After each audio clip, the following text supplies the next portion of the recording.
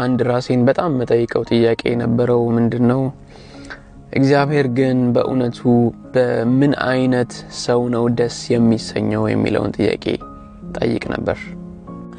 መልሱንም አገኘሁት በክፉዎች ምክር የማይሄድ በኃጢአተኞችም መንገድ የማይቆም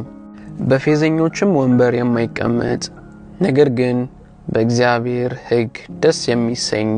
ሕጉንም ቀንና ሌሊት የሚያሰላስል በእውነቱ የተባረከ ነው በእንደዚህ አይነትም ሰው እግዚአብሔር ደስ ይሰኛል ይህ ሰው ወራጅ ውሃ እንደተተከለ ፍሬው እንደሚያፈራ እና ቅጠሉ እንደማይጠወልግ ዛፍ ነው የሚሰራውም ነገር ሁሉ ምን ይሆንለታል ይከናወንለታል ክፉዎች ግን እንደዚህ አይደሉም ንፋስ ጠርጎ እንደሚወስደው ገለባ ናቸው አስተውላችሁ ከሆነ በተለይ የመጀመሪያው ፓርት ላይ 3 ኢምፖርታንት ወርዶችን አይደንቲፋይ ማድረግ እንችላለን የማይሄድ የማይቆም የማይቀመጥ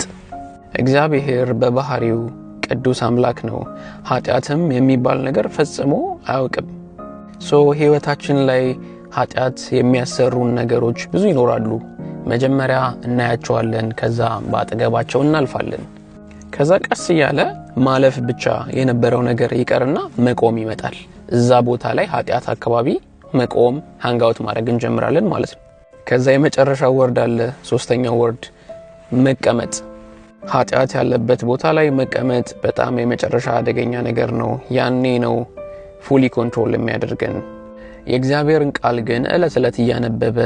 ያሰላሰለ የሚኖር ሰው በእንደዚህ አይነት ሰው በእውነቱ እግዚአብሔር ደስ ይሰኛል ይከናወንለታልም ብለናል ኢየሱስ ክርስቶስ በመድር ላይ ሲኖር የነበረውን የፍቅር ኑሮ እንኑር ከኃጢአትም እንራቅ ተባረኩ ወዳችኋለሁ መልካም ጊዜ